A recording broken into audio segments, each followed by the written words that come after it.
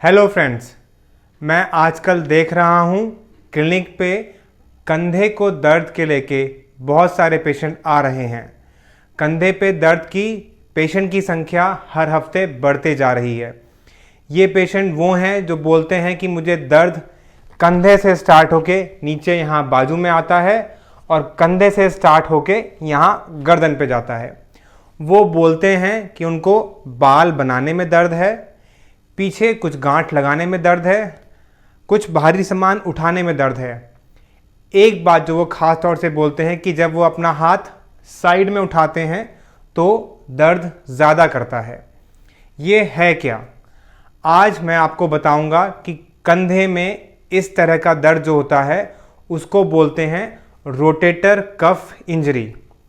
आगे इसके बारे में बताने से पहले मैं आपसे रिक्वेस्ट करता हूं कि हमारे चैनल को लाइक करिए और बेल बटन को टैप करिए।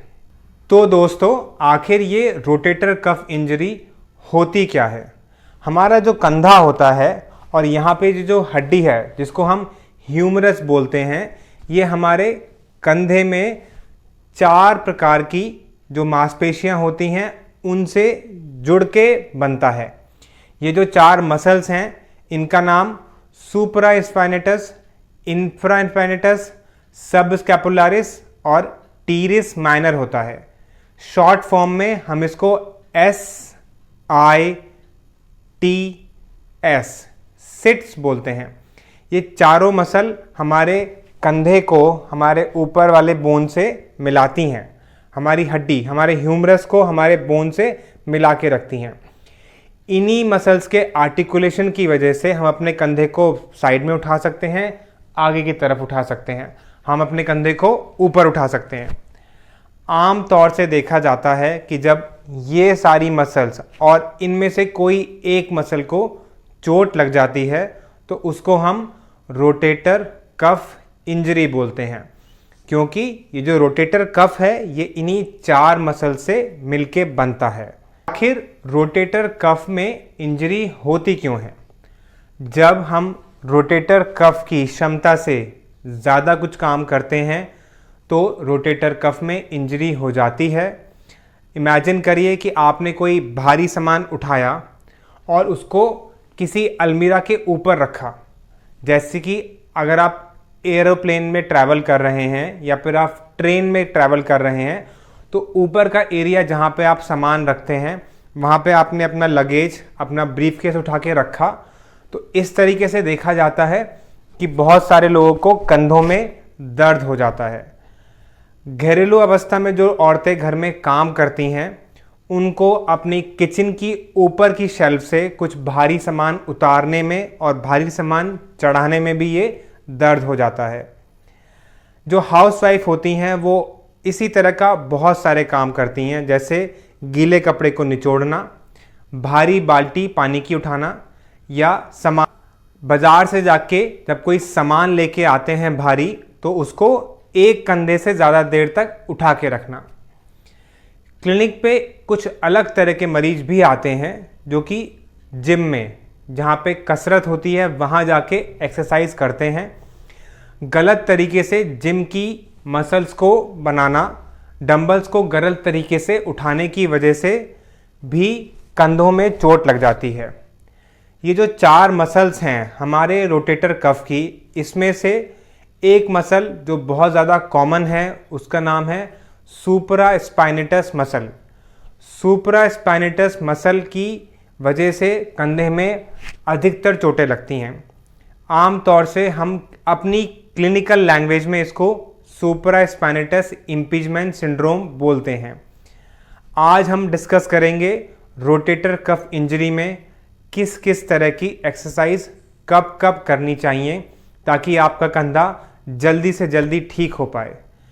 बात करें अगर सुप्रास्पाइनेटस इम्पीजमेंट सिंड्रोम की तो हमारे आने वाले वीडियोस में आपको इसकी भी वीडियोस मिलेंगी, एक्सरसाइज मिलेंगी, आपको कॉज और कारण का भी पता चलेगा उसमें।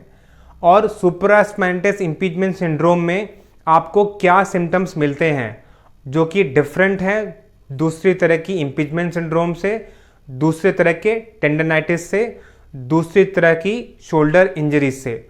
उसके बारे में सब कुछ आपको आगे वाले वीडियोस में मिलेगा।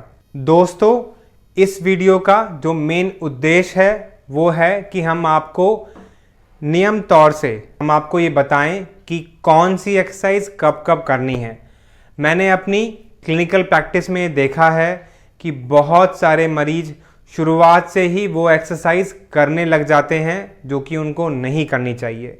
ये एक फेज़ होता है, first phase, second phase, third phase, initial phase, mid phase, late phase. Initial phase में हम वो एक्सरसाइज करते हैं जो पेशेंट को शुरुआती हफ्तों में करना चाहिए चोट लगने के बाद में। टर्चरी रिहैब जो लेट फेस होता है वो हमको तब करना चाहिए जब कंधे में ताकत काफ़ी आ गई है और अब हमको अच्छी स्ट्रेंथनिंग एक्सरसाइज करनी है, जहाँ पे हमको कुछ डंबल्स की, थेराबैंड्स की, इलास्टिक ट्यूब्स की, लूप बैंड्स की, स्विस बॉल की और इस तरह के अन्य इक्विपमेंट्स की ज़रूरत पड़ सकती है। इनिशियल फेजेस में हम इन इक्विपमेंट्स का इस्तेमाल करेंगे, लेकिन वो बहुत कम होगा और छोटा रहेगा।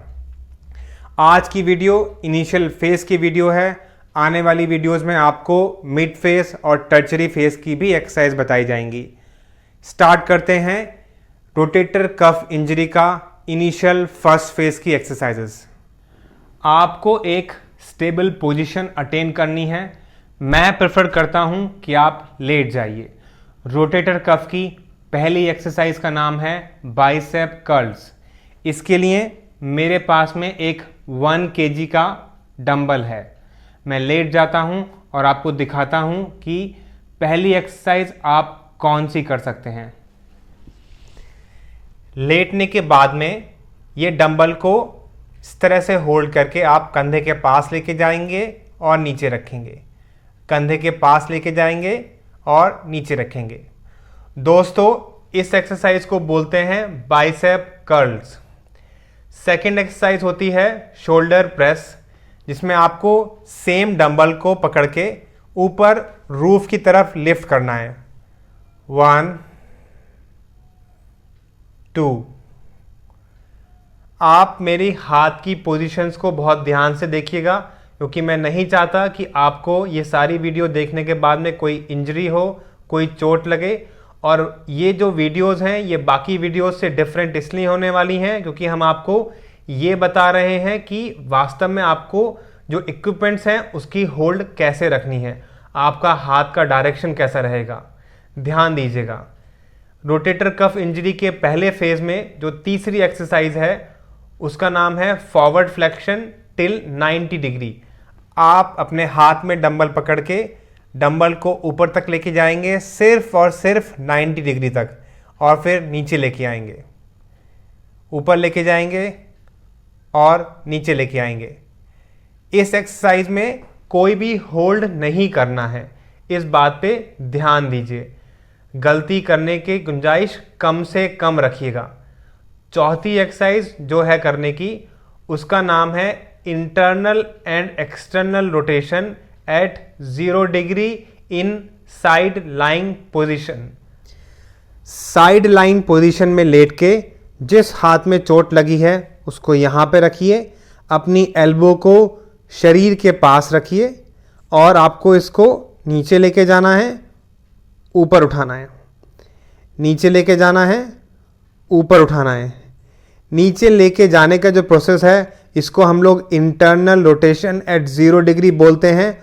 ऊपर ले जाने का जो प्रोसेस है इसको एक्सटर्नल रोटेशन एट 0 डिग्री बोलते हैं।